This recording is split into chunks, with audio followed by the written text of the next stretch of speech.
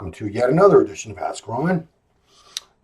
Question that I've had many times, and this actually came up on the MD Noble forum last week, as it does on many forums from time to time, is the question, what makes a person a bodybuilder? How do you define who is and who isn't a bodybuilder? So one distinction a lot of people immediately try to use is whether or not a person competes or has competed. In a lot of people's eyes, competing in bodybuilding competition legitimizes your status as a bodybuilder. So it makes you a true bodybuilder if you've competed.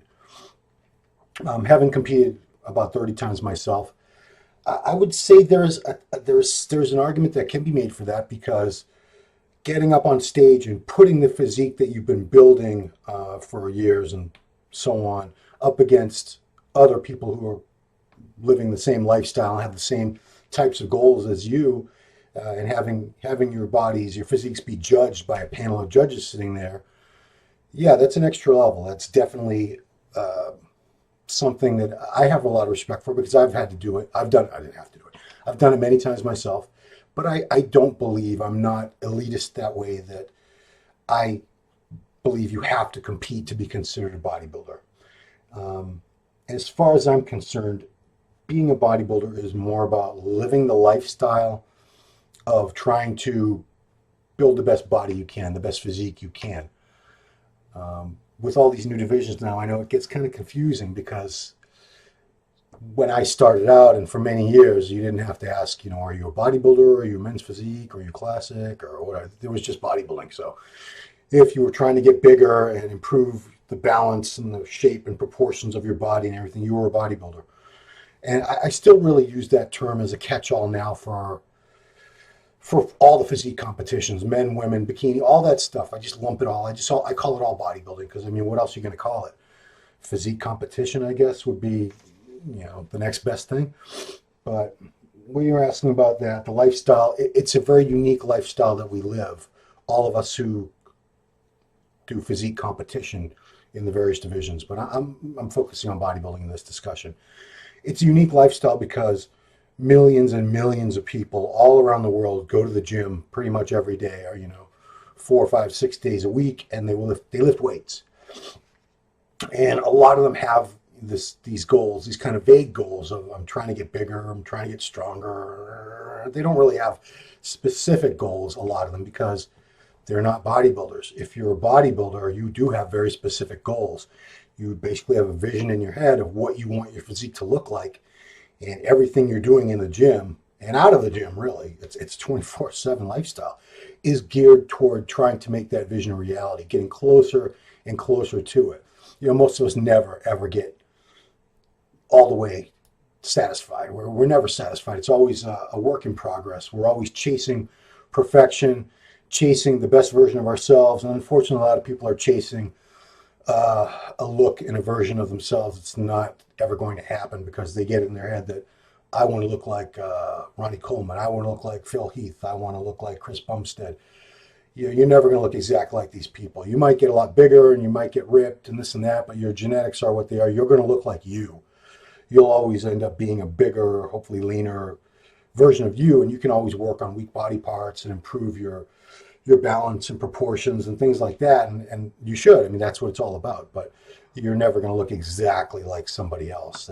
You can have role models, people that inspire you, people that you look up to, but don't fall into the trap of saying, I want to look just like, fill in the blank, Dexter Jackson or Steve Kuklo or whoever, Rami or Wolf or whoever it is that you want to look like. Like I said, you can be very inspired by them. I was very inspired by this guy when I started out.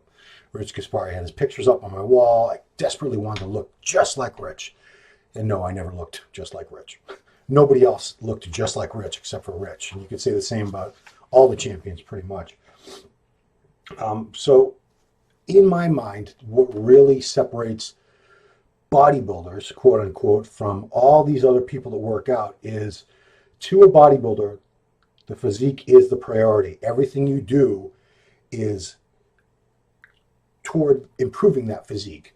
So say you have a weak upper chest or weak legs or something, you give them extra attention. You try different exercises, different routines, different techniques.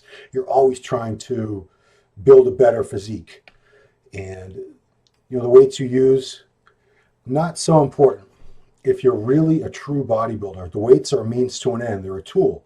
That's not to say that you shouldn't be getting stronger. I absolutely believe, especially in the early stages, the beginning and intermediate stages of your career as a bodybuilder, you definitely want to be getting stronger, because if you're getting stronger in that rep range of hypertrophy, which is generally regarded as 8 to 10 or 12 reps for the upper body, 10 to 20 reps for the lower body.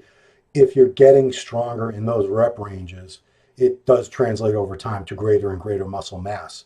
So somebody that starts out squatting the bar in a 25, 95 pounds for 10 reps, 5 years later, they're squatting 405 for 10 reps. You can be very, very sure their legs are going to be much, much bigger 5 years later when they're squatting 400 pounds, 405, than when they were doing 95. But there's a huge, I don't want to say misunderstanding or misconception, but a lot of people now seem to have it very twisted. They consider themselves bodybuilders, but if you look at everything they post up online, it's feats of strength.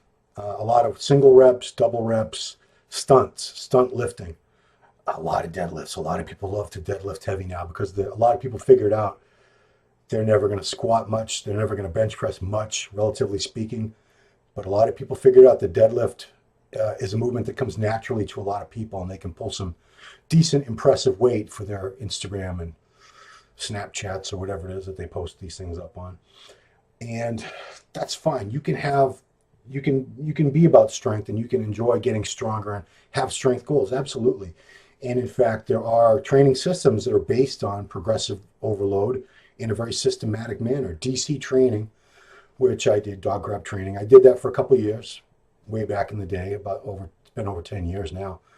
But it's based around getting stronger in key lifts and rep ranges, and there's a lot of rest pause training and so forth. But the theory, and this has worked very well for a lot of people that have followed it, is if you do get progressively stronger, you're going to build muscle in that area. So say you have weak triceps, you'll pick a key movement, like he liked reverse grip bench presses on the Smith machine was one of them. And you had to have like your butt off the bench. Dante had a lot of unique twists and variations on standard exercises. But that was one example, is if you gradually built up strength in that movement over time, systematically, and you logged it in your book, you knew you weren't just guessing, your triceps would get bigger. And most people found that to be true. I found it true up to a point. Unfortunately for me, I got into DC later in life, and I already had so many injuries. Just for example, the surgeries I had ended up coming a couple of years after I quit DC. And I quit DC because I had such severe, what I thought was tendonitis here. It ended up being a partially torn tricep. The cartilage in the shoulder was worn out, so a lot of pain. I couldn't continually use more and more weight in a lot of movements, even legs, which have always been a really good body part for me, because my lower back was has been sort of a weak link for many years. I've had disc issues and so forth. For me, adding more and more weight to the squat, for example, wasn't really an option. Couldn't do it. Sorry, it's getting warm out here finally in Massachusetts after that winter. So I still do believe that for most people, and especially in the first, let's say, anywhere from 5 to even 10 years of training, you should be trying to get stronger and stronger and stronger. You will get to a point where you're just not going to get any stronger, obviously, because otherwise we'd all be bench pressing 1,000 pounds and squatting 1,500. The human body doesn't work that way. So yeah, you can be concerned. You can have strength goals. You can like to be strong. There's nothing wrong with that. But I do think a lot of people get confused, and they'll point to examples that aren't really accurate. For example, the very most common one people point to is, look at Ronnie Coleman. Ronnie Coleman squatted 800 pounds. He deadlifted 800 pounds. He only did those once each for his videos. I was just reading a leg training article that Akim Williams was talking about. Well, Ronnie Coleman used to do really low reps. That's why I like low reps. Ronnie Coleman did it, and Ronnie did not do low reps. I just had Jay Cutler on Ronline Report a week or two ago. Jay was even saying it. Ronnie didn't train the way what you saw in the videos was really not representative of what he did. And even Ronnie said a lot of the stuff he did for his videos was just to do it for a video because he knew that Mitsuru Akabe was coming to Texas and staying with them for a week, and he wanted to get some really great, inspiring footage. And, Ronnie was very strong regardless, but he didn't normally put on a squat suit and squat 800 pounds. He did that once. And people saw that and they extrapolated and assumed, well, Ronnie must have done that all the time. He did not do that all the time. Watch his videos. He made several videos over the years. You can even see him in the Road to the Olympias that were also filmed around Olympia time, separate from his videos.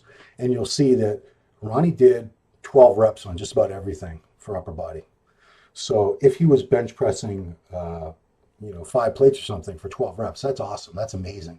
But he wasn't doing 2 reps or 3 reps. He was doing 12 reps, 200-pound dumbbells and so forth. And he was very strong. But he wasn't training as heavy as he could have because Ronnie knew that it wasn't conducive. It wasn't going to really help him achieve the goals he wanted, which he wanted to be the best bodybuilder alive, which he was for 8 years in a row. And you don't do that by continually training like a power lifter, doing singles and doubles and triples. That's going to build a lot of strength. Obviously, this is how powerlifters train, and that's why they're the strongest people in the world. Bodybuilders don't train like that. At least they shouldn't, because that's not how you stimulate muscle growth. Doesn't give the muscle enough time under tension. So let's get that straight. Ronnie Coleman did not train like a power lifter. He started out in powerlifting before he got to bodybuilding, but once he was a bodybuilder, he was doing higher reps, 10, 12 minimum. He wasn't doing 2 reps. These were stunts that he did for videos, and he's gone on record to say that. Yet people persist in believing that that was his everyday normal style of training. I can't tell you, even other writers, which I shake my head when I see them say, well, Ronnie Coleman regularly squatted and deadlifted 800. He did not do that regularly. He did not. He was a very strong man, but he did not go that heavy.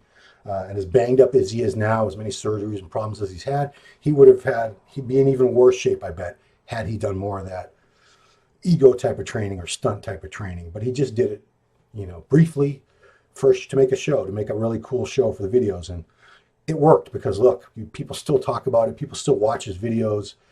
People still check out the clips on YouTube all the time. And it is super inspirational to see a guy that big who's that strong all in one package. Because generally speaking, you'll see very strong people that they'll be big and everything, but they're not, not the most pleasing looking physique. Like Hafthor Bjornsson, one of the strongest men alive, right?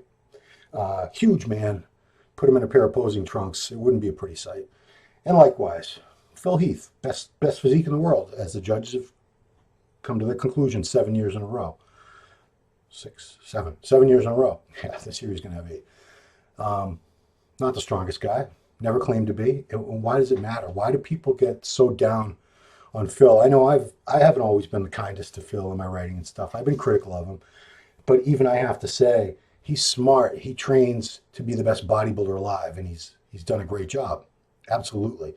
He's beaten some amazing guys. He beat Kai 3 years in a row. How do you do that? You got to be pretty good if you're gonna fend off Kai Green at his best, which he did. But people get really upset with Phil because they don't think he's strong enough. He doesn't train the way they think he should train. Why doesn't he do deadlifts? Why doesn't he do squats? Why doesn't he do the barbell bench press? They want him to train like a power lifter. They want him to do stunts because they feel that if you have the best physique, you should. Some people have it twisted that you should also be the strongest or pretty close to it. Why does it matter? Why does it matter how he trains? It doesn't matter. But because bodybuilding, there's nothing going on except flexing and posing on stage.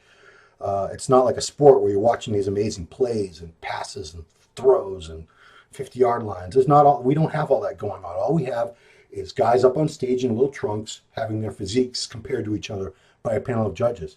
So the rest of the time, what do we talk about is how they train, how hard, who trains harder, who trains, who's stronger. It doesn't matter. I'm sure I've used this analogy before, probably on one of these, but let's look at, say, the world of MMA.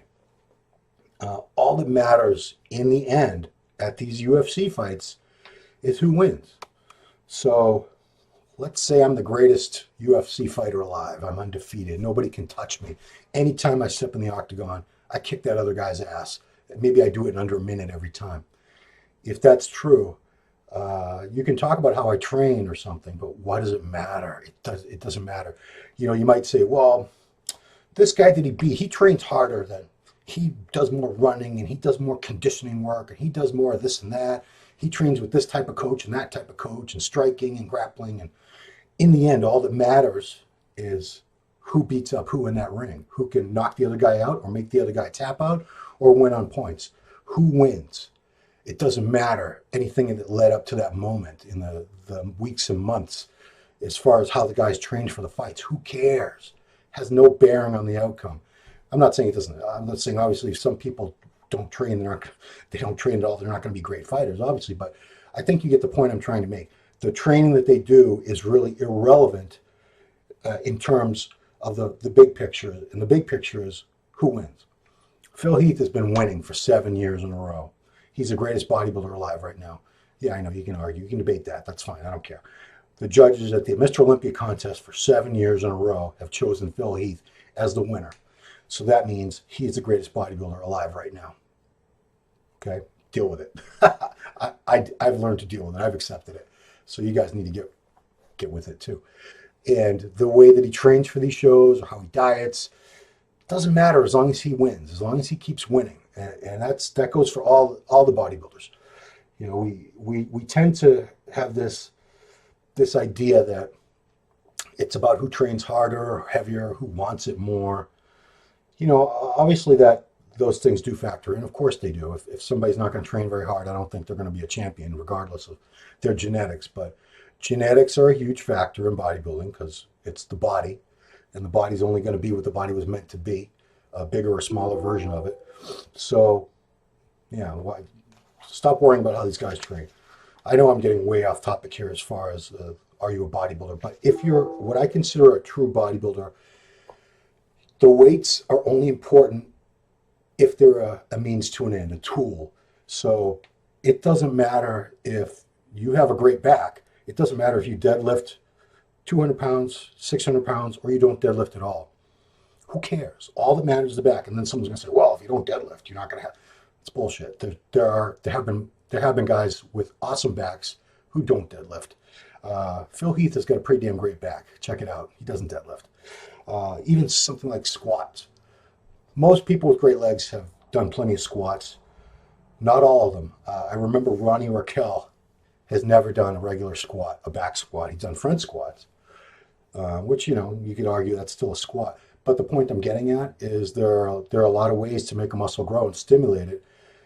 If somebody can do it with machines, good example, Dave Henry. He uses a lot of hammer strength machines in his training. And, you know, especially for his chest and back. And he has one of the best chests and one of the best backs in the 212 division.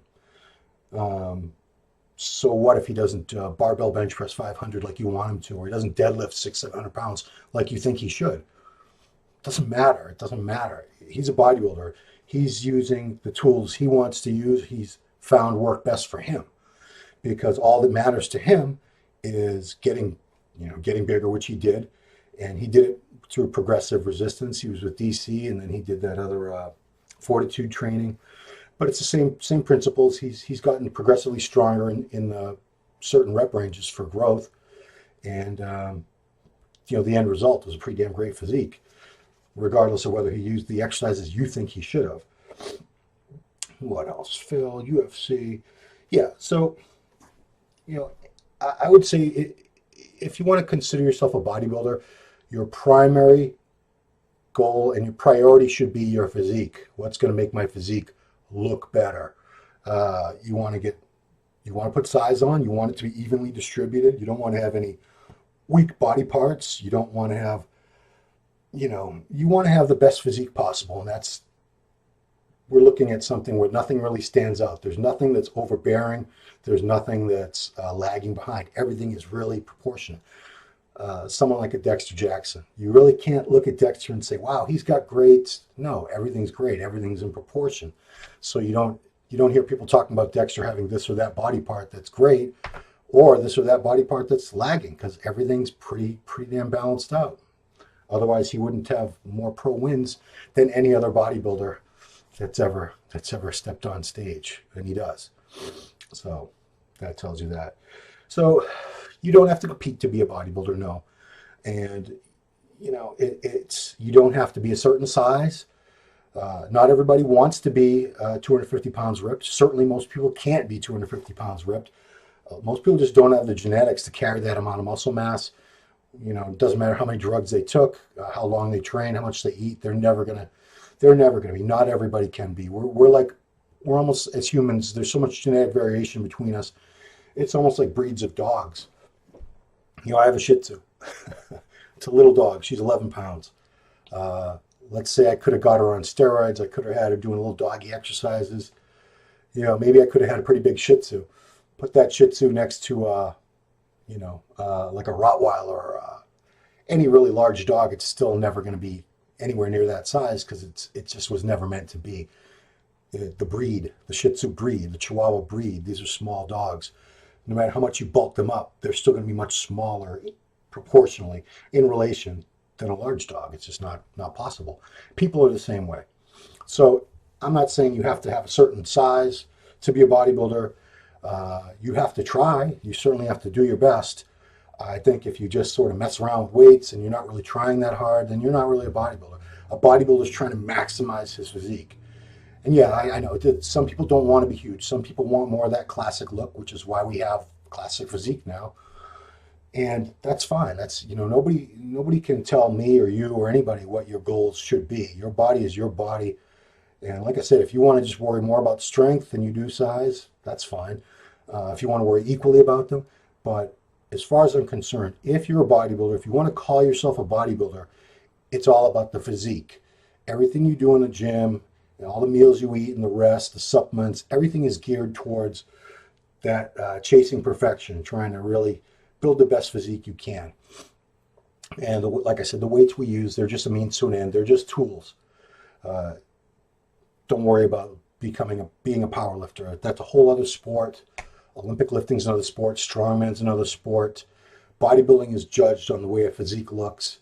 So in the end, that's all that really matters, especially if you compete. I think I made my point here, haven't I? Thanks for the questions, the ideas for topics. Please keep them coming in. If you're watching on YouTube, please subscribe. That's been my little talk today for Ask Ron. Thanks for watching. I'll talk to you all later.